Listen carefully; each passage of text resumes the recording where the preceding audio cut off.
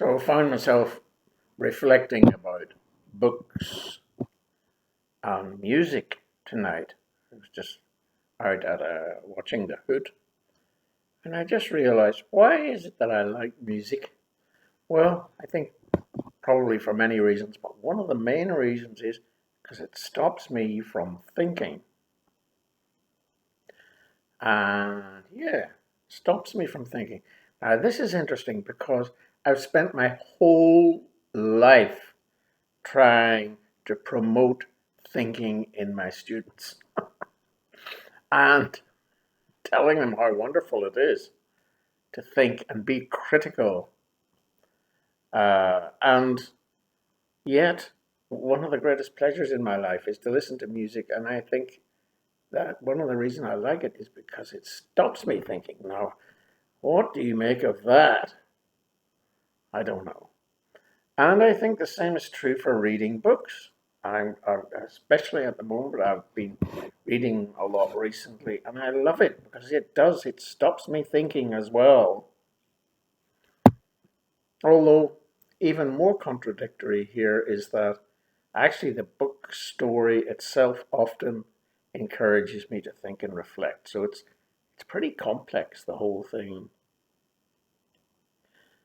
I've also found myself talking and thinking about friendship recently. And so, how do you define it? It's such an overused word, and it's such a cliche. Friendship. Nobody knows what it means. Friend. But I think I would define it if I was asked as someone who initiates communication with me occasionally. And nowadays, of course, mostly that's electronic or not face to face. But that's how I would define it. The initiation of messages. Well, in that case, I don't have many friends because very few initiate messages to me, I have to say.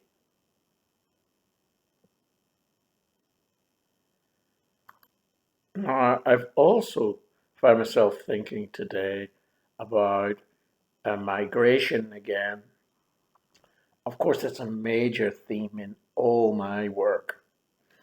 And, obviously, this reflects my own migrant experience here in Australia. So almost everything I do, whether it's podcasts or videos or even these diaries, they're all aimed at assisting people who are migrating. That is to say, they're trying to live in another culture for one reason or another.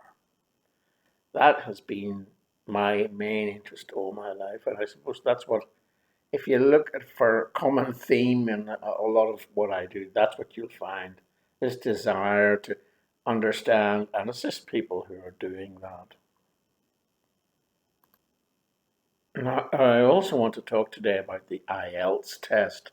Well, of course, I've been teaching that for, I don't know, is it 8 or 9 years now? I've been doing it. And it's so frustrating. I've still got students, and basically, the best analogy I have for the IELTS test, this is the way I try to explain it to some of the really good students that I have. And I get some very good students who've been here a long time. They've learned English in their home countries. They're fluent. They've almost mastered the language, some of them, almost mastered it in their daily life and so on. But they've got to do the IELTS test. And sometimes what happens is these really good students don't pass it at the required grade of 7 or whatever it is. In fact, I know of an English language lecturer at Melbourne University, a native speaker, who trains students for IELTS. And he decided to take the writing test himself, and he got a 6.5. So how do you explain it? Well, you explain it by saying that the actual test is not a valid language test. It doesn't measure proficiency. It doesn't measure language performance. And It's there for crap test, basically. And this is what I try to tell my students. But of course, they don't believe me. They've got all these goat tracks and all these fossils that, in fact, the test must be right. Therefore, they end up blaming everybody for their own failure. They blame themselves, mostly, or they blame their tutors, whatever. But they don't see that the real reason is the test is not a valid test. Now, so what we find is that we have uh, students who are really proficient in the language, but they don't get the required grades. So how do you explain it? Well, I explain it as follows. I say to them, I said to one of my students today, look, you are proficient in the language. You're a very proficient language user. You're fluent. You're almost a master of the language. I said, I am a fluent English speaker. I am, I suppose, a master of the language. Okay. Now, that does not mean, though, that if we do the test, we will get the grades that we want. And then I go on to explain by way of analogy. It's like this. Let's say I'm a driver. I drive a car, and my good student also can drive a car. We're both drivers. We're proficient. However, what about if we were asked to actually drive in a Formula One race? How would we do? Well, I know that I would fail.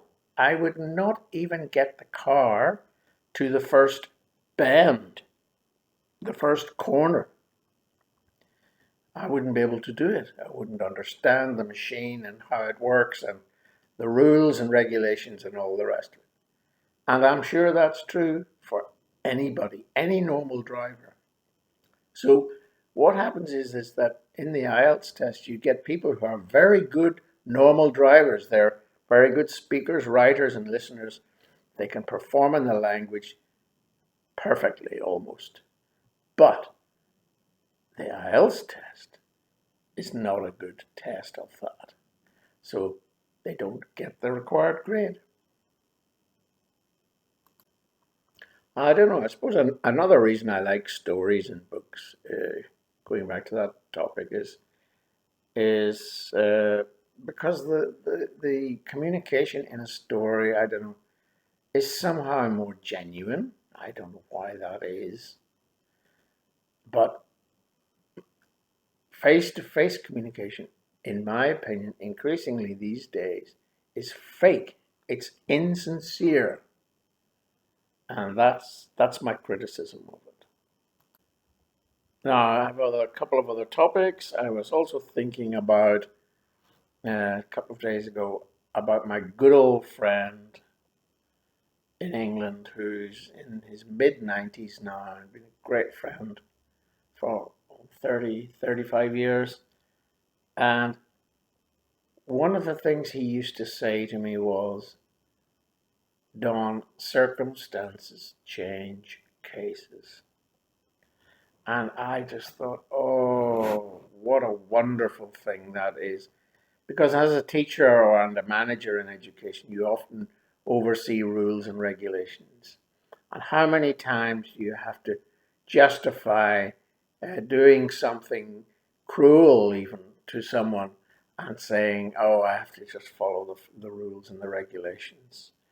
And you don't take into account the personal circumstances of the person concerned. It happens all the time, of course.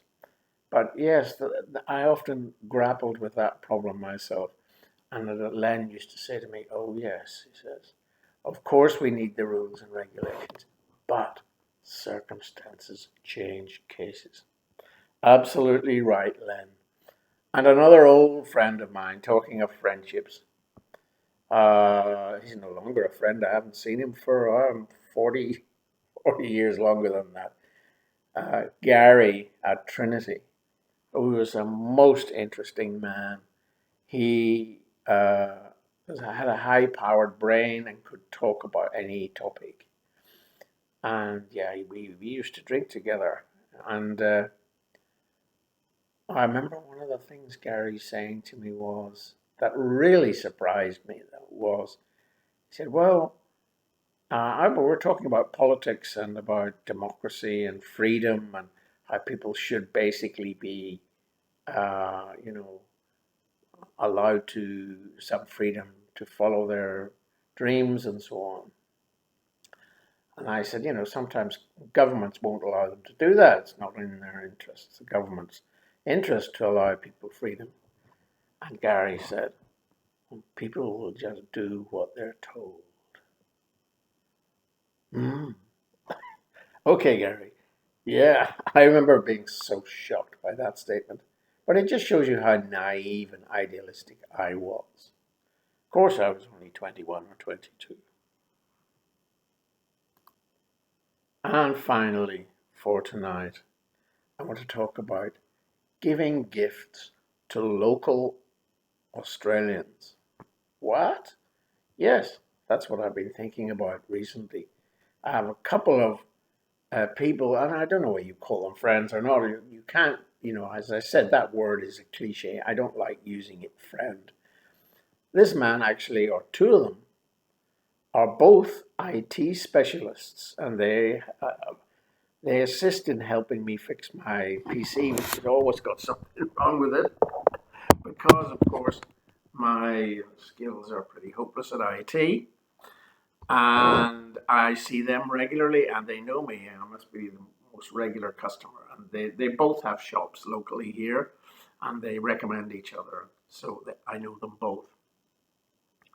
But both of them have got the same problem as I have with congestion in the nose, nasal congestion, a blocked nose. I mean, I've had that all my life, and I've had it moderately congested. But the two friends or people that I know, let me call them. I wouldn't call them friends. No, I suppose not. But I know them well, especially for locals, because I've seen them so regularly.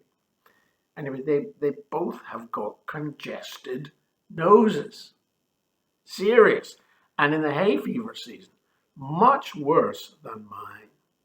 So, of course, I've tried and I've found this decongestant which really works. There's a chemical in it which works very well, and it's transformed my nose for this season. So I recommended it to both these guys, who both have the problem I have, only worse than me. So I had to kind of force them to take it. It's this process of gift giving, which is so interesting to me for local Aussies. You try to give them something as a gift, and they don't seem to like receiving the gift. Now, I would like to know, please get in touch with me if you understand why that is, because it fascinates me. I don't understand it. Most people I know, if you just do them a favor, a casual favor like that, and it works for them, they will, well, first of all, they'll say thanks very much for doing it, for offering. And then if it works, they'll come back to you and say, hey, that's really great. Thank you very much. But no, my Aussie local friends don't do either of those things. They kind of resent being helped. I don't understand that mentality. And when it works, and it did work for both of them, neither of them volunteered to me and said, oh, well, thanks very Don for that. A couple of weeks later, it took 4 or 5 days for this decongestant to work. But I had to ask them. I had to prompt them. They wouldn't, of their own volition, tell me that it worked. So I don't know. I'm just fascinated by the mentality. Anyway, that's it for today.